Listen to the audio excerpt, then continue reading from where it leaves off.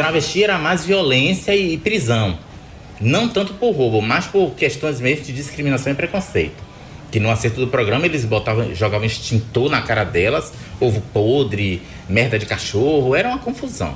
Hoje em dia até que isso melhorou, mas não acabou. Na semana passada ocorreu o pré-lançamento do documentário Atrás dos Olhos, que mostra a história de travestis que fundaram e ajudaram a manter uma associação que existe desde 1995, a Atrás. A gente aproveita então para falar um pouco sobre não só essa obra, mas também um pouco sobre como os não heterossexuais são representados em diversas narrativas.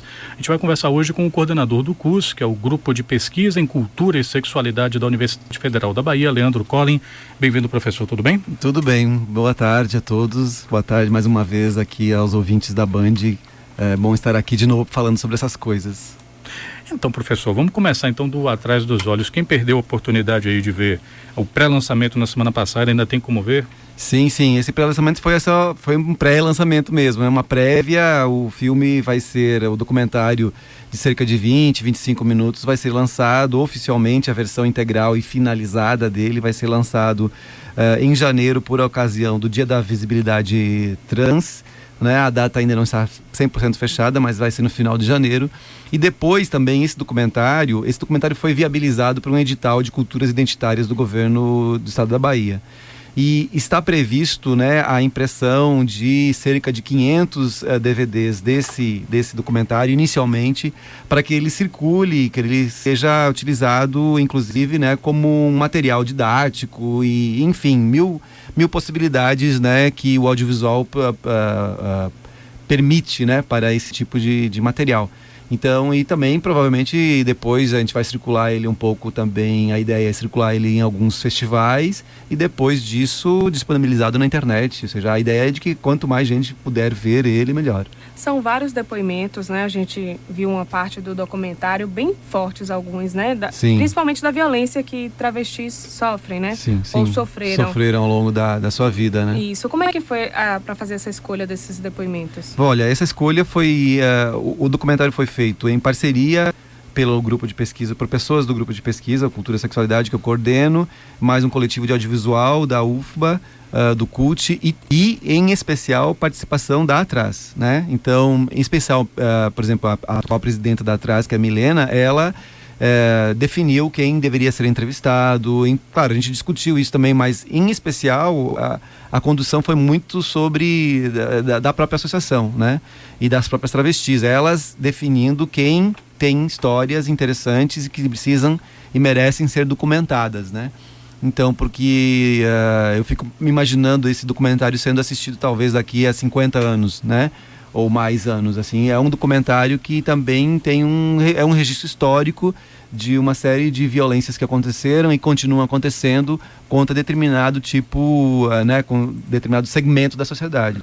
Daqui a 50 anos, o senhor imagina que daqui a 50 anos ele vai ser visto assim como, isso não acontecia, eles estão fantasiando e tal, ou ele vai continuar sendo atual daqui a 50? Não tem bola de cristal, né, para saber isso, mas assim, é claro que a gente luta, né, trabalha cotidianamente em termos, assim, digo, a pesquisa e o ativismo é para que essa situação se modifique, né, claramente. Eu acredito muito que ela pode ser modificada, né, porque são dados da cultura que são modificados ao longo do tempo, né. A gente já teve, por exemplo, dados da cultura, como, por exemplo, aqui ainda existem, mas que já foram muito mais fortes em relação ao racismo, por exemplo, e ao machismo, que depois de muita luta dos movimentos sociais, de políticas públicas, de leis e tal, as coisas foram se modificando. Claro que não estão ainda no estágio que nós gostaríamos, né? Evidentemente que ainda existe racismo e machismo, mas não permitido da maneira como já foi muito mais permitido, né? Inclusive como política de Estado mesmo, né? Eu estou falando do racismo em especial, né? E do machismo também, né? Então, isso é claro que eu espero que daqui a 50 anos seja visto, né? Exatamente isso como você falou, Renato, né?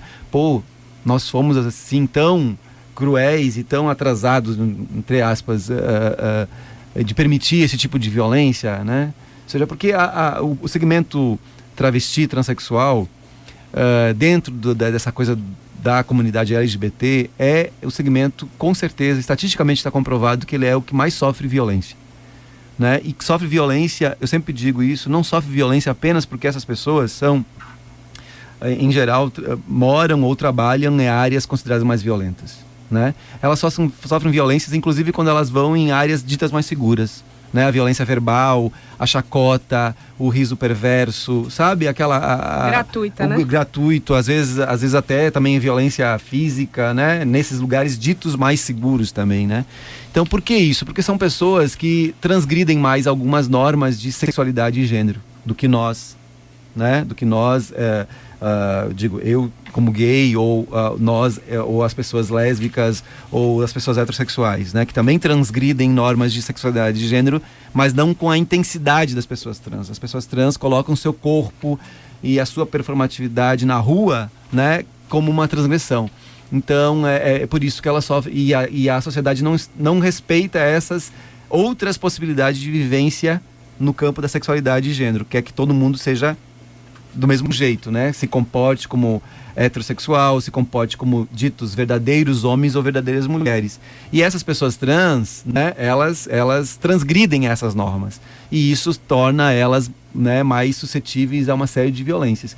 E o documentário mostra isso muito, assim, como essa violência né, marcou a vida dessas pessoas que sobreviveram, né? Porque muitas morreram, muitas pessoas que são ali lembradas também que não estão mais para contar a sua história, né? A sua própria história, com a sua própria voz. Estão sendo contadas pelas sobreviventes. Nós falamos isso muito no lançamento, que foi quinta-feira passada, lá no Centro de Cultura da Câmara Municipal. As pessoas sempre falaram muito, assim, né, de como essas pessoas são guerreiras, elas são guerreiras e sobreviventes de uma espécie de uma guerra, né, entre aspas, assim, pela sobrevivência. Então, por essas e outras questões, o documentário é uma coisa, assim, muito importante, né? A gente continua conversando aqui com o professor Leandro Collin, ele que coordena o grupo de pesquisa em cultura e sexualidade da Universidade Federal da Bahia. A gente está falando um pouquinho sobre o documentário Atrás dos Olhos, mas também vamos falar um pouquinho sobre as narrativas que envolvem não heterossexuais, as representações dessas pessoas em diversas narrativas. Você que, por exemplo, tem percebido uma presença maior dessas pessoas, por exemplo, numa novela ou num filme ou coisa do tipo, isso te incomoda ou não? Fica à vontade, participe aqui desse papo, 72250, coloque BA na frente da mensagem de texto. Você pode utilizar também o Twitter, @BandNewsFM_SSA, e tem também o WhatsApp Velho de Guerra, 7222872, não, já esquecendo, já trocando tudo aqui, Maria. Hoje o ouvinte até ligou, Renato, falando que a gente está falando muito rápido o número do WhatsApp. 872952488. Pronto, acho que a gente vai ter que ser nesse ritmo aí. Vamos nessa. 5h23. Band News FM, Frequência Baiana.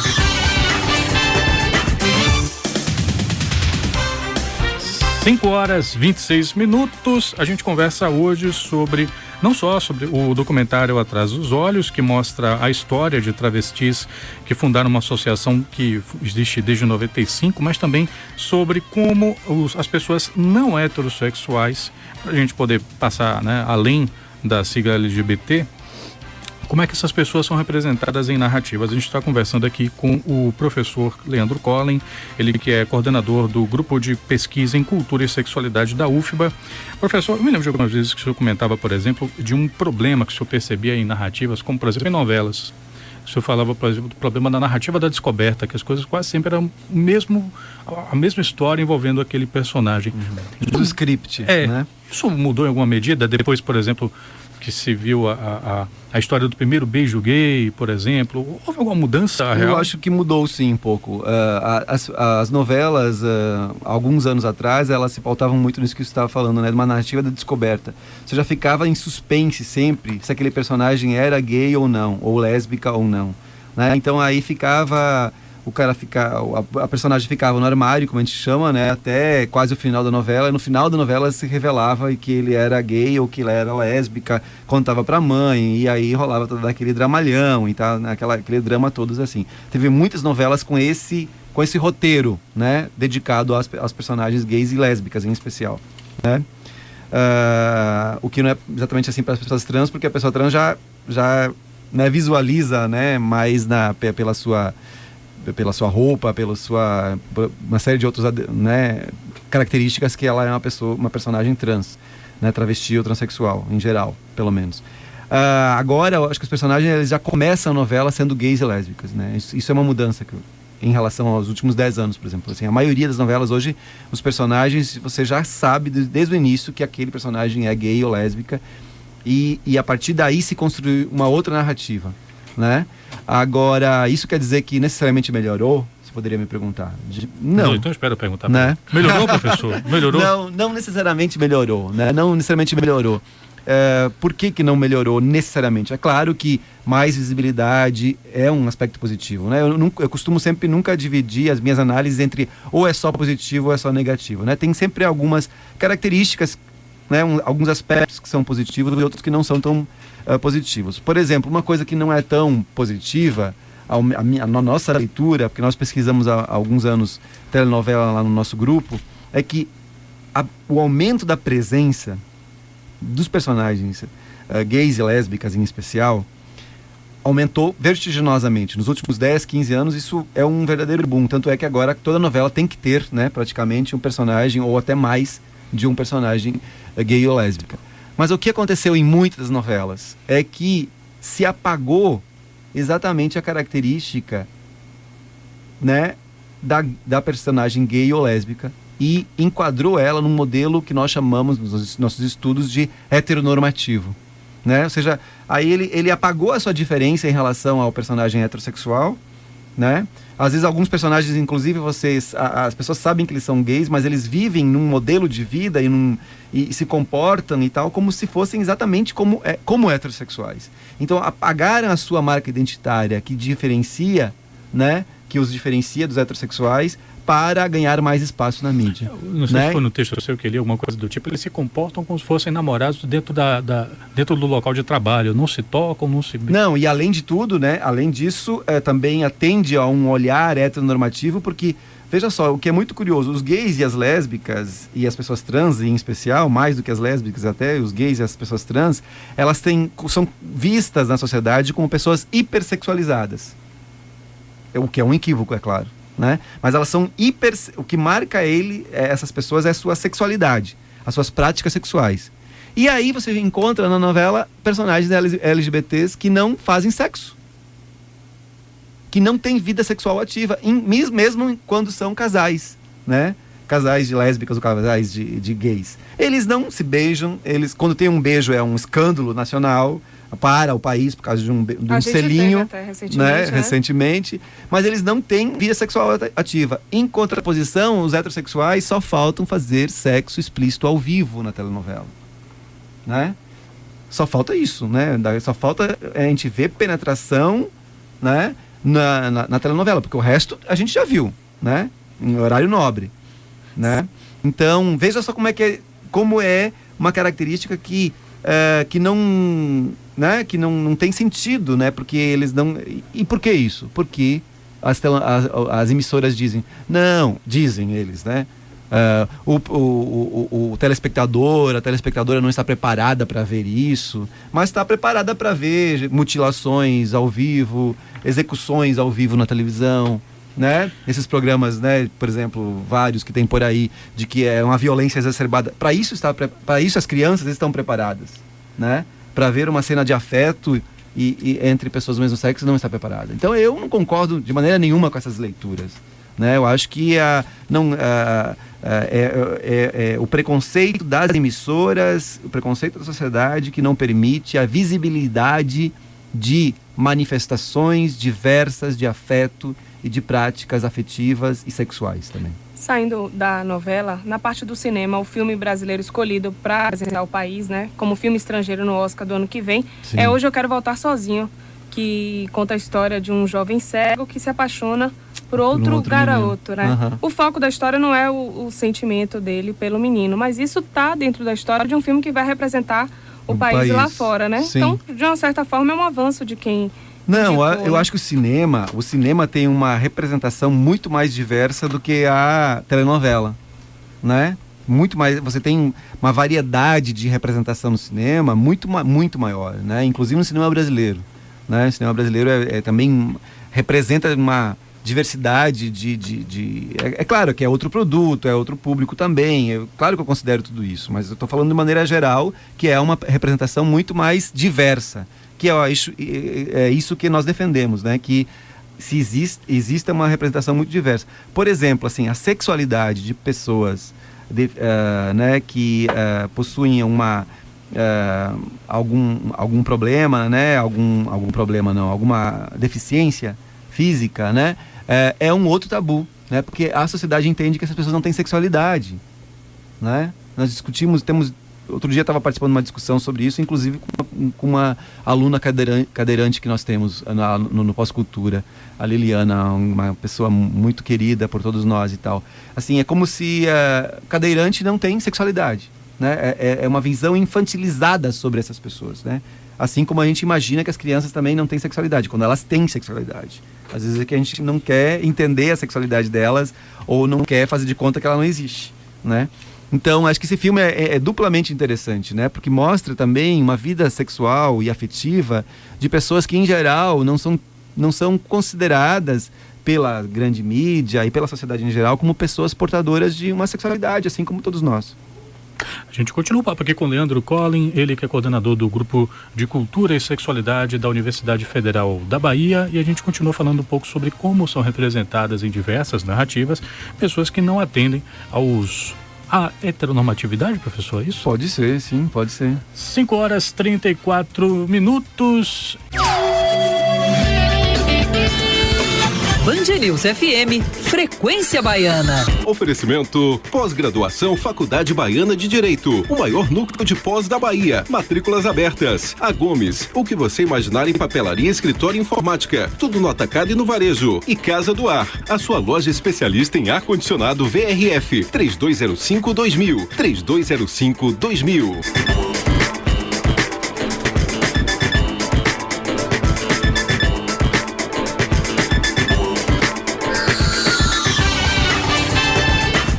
Cinco horas 46 minutos. A gente volta aqui com a nossa entrevista com o professor Leandro Collin, ele que é coordenador do Grupo de Pesquisa em Cultura e Sexualidade da Universidade Federal da Bahia.